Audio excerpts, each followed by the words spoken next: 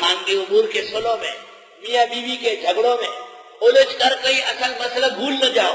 اللہ کی عبادت مخلصہ، وَاعْبُدُوا اللَّهَ، اللہ کی عبادت کرو، وَلَا تُشْرِكُوا بِهِ شَيْئًا، شریک نہ ٹھہرا اس کے ساتھ کوئی بھی، وَبِالْوَالِدَيْنِ إِحْسَانًا، ماں باپ کے ساتھ احسان کرنا، وَبِذِي الْقُرْبَى، رشتہ داروں کے ساتھ، وَالْيَتَامَى، یتیموں کے ساتھ، وَالْمَسَاكِينِ، ناداروں کے ساتھ، وَالْجَارِ ذِي الْقُرْبَى، اور وہ پڑوسی جو رشتہ دار بھی ہے، وَالْجَارِ الْجُنُبِ، اور وہ پڑوسی جو پرایا ہے یا پہلو میں قریب میں، وَالصَّاحِبِ بِالْجَنبِ، اور وہ ساتھی جو ساتھ ہوتے ہیں، وَابْنِ السَّبِيلِ، اور مسافر، وَمَا مَلَكَتْ أَيْمَانُكُمْ، اور جو تمہاری کنیز غلام ہے، ان اللہ لا يحب، بے شک اللہ پسند نہیں کرتا، من کان مختالا فخورا، جو کوئی ہو تکبر کرنے والا اور شیخیاں بگارنے والا۔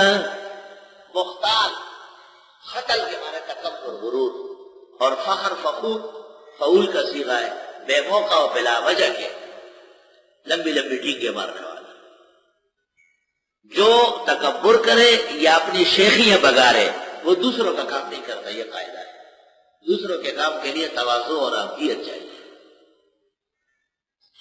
الذین، یہ وہ لوگ ہیں، یبخلون، جو بخل کرتے ہیں، ویامرون الناس بالبخل، اور کہتے بھی یہ لوگوں کو بخل کرنے کا، ویکتمون، اور چھپاتے ہیں، ما آتاہم اللہ، جو دیا ان کو اللہ نے، من فضلہ، اپنے فضل سے، وَأَعْتَدْنَا لِلْكَافِرِينَ عَذَابًا مُهِينًا، اور تیار کیا ہم نے کافروں کے لیے عذاب رسوا کن۔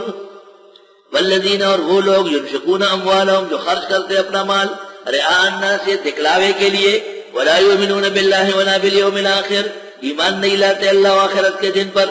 ومن یکن الشیطان له قرینا، اور جس کا شیطان ساتھی بنے، فساء قرینا، وہ ناکارہ ساتھی ہے۔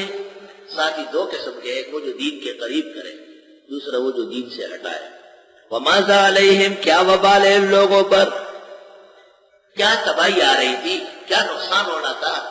لو آمنوا باللہ والیوم الآخر، اگر ایمان لے ہی آتے اللہ و آخرت پر، وانفقوا مما رزقهم اللہ، اور خرچ کر لیتے اس مال میں سے جو دیا ان کو اللہ نے، وکان اللہ بہم علیما، اور ہے اللہ ان کو جاننے والا۔ اللہ تعالیٰ کے راستے میں خرچ کرنا تمام مصائب اور مشکلات کا علاج ہے۔ ان اللہ لا یظلم مثقال ذرہ، بے شک اللہ ظلم نہیں کرتا ذرہ برابر بھی، وَإِن تَكُ حَسَنَةً، اگر ہو کسی کی نیکی، یضاعفها، اس کو بڑھا دے، 2 چند سے چند، 10 چند، 700، لاکھوں کروڑوں، وَيُؤْتِي مِن لَّدُنْهُ أَجْرًا عَظِيمًا، دے دے گا اپنے پاس سے بڑا اجر۔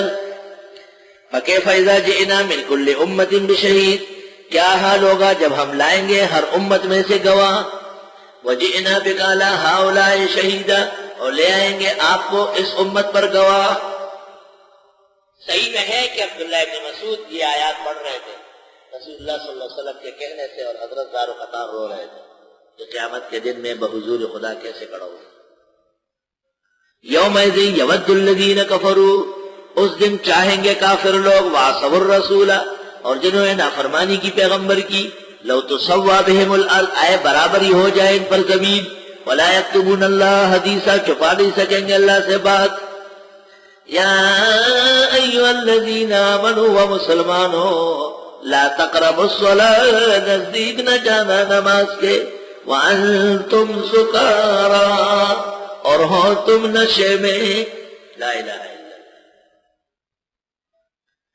پہلے فرمایا کہ شراب اور جوا اس کا نقصان زیادہ ہے، اب فرمایا قریب نہ جانا، اور نحل میں ہے نشاور چیزیں بناتے ہو، تو مائدہ میں کہا کہ یہ شیطان کا کام ہے، پلید ہے، بچو ایسے، کیونکہ یہ ان کا مزاج بن چکا تھا، فطرت ثانیہ تھا، جو چیز مزاج بن جائے اس سے چھڑانا آسان کام نہیں۔ اے ایمان والو، نزدیک نہ جانا نماز کے، دراہاں لے کے تم نشے میں ہو، حتی تعلموا ما تقولون، یہاں تک کہ جان لو جو تم کہتے ہو۔ فقہاء نے قاعدہ ذکر کیا کہ اگر نماز کے افعال کا پتہ نہیں چلتا تو نماز فاسد ہے، ہوگی لا الہ الا اللہ۔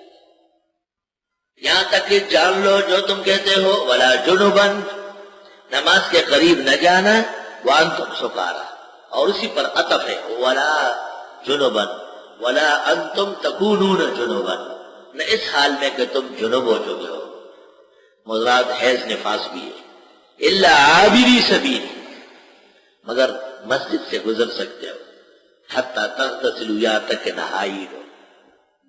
عابری سبیل مسجد میں طالب علم کو، معتکف کو، نمازی کو، اللہ کا گھر ہے، طالب علم اس میں رہتے سہتے ہیں، عبادت گزاروں کو رہنے سہنے کی اجازت ہے۔ علی قاری نے مرقات میں اجماع نقل کیا ہے کہ بنیت عبادت مسجد میں سونا جائز ہے۔ اب اس کو ضرورت پیش آئی نہانے کی تو ایسا ہو سکتا ہے، اس حال میں نماز تو نہ پڑھو مگر گزر جاؤ۔ امام شافعی نے کہا ہے عابری سبیل سے مراد مسافر ہے، یا عکس تفسیر ہے۔ وَإِن كُنتُم مَرْضَىٰ، اور اگر تم بیمار ہو گئے، او علی سفر، یا سفر پر ہو، او جاء احد منکم من الغائط، یا آیا کوئی تم میں سے قضاء حاجت سے، او لامستم النساء، یا تم نے چھوا عورتوں کو، مراد ہاتھ لگانا نہیں، باقاعدہ جماع ہے۔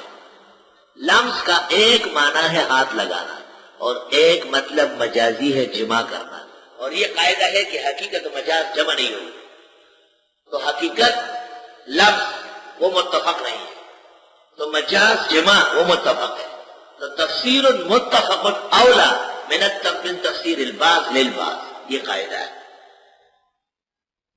اس لیے مفسرین شافعی حنفی دونوں لکھتے ہیں اولا مستم النساء اے جامعتموہن،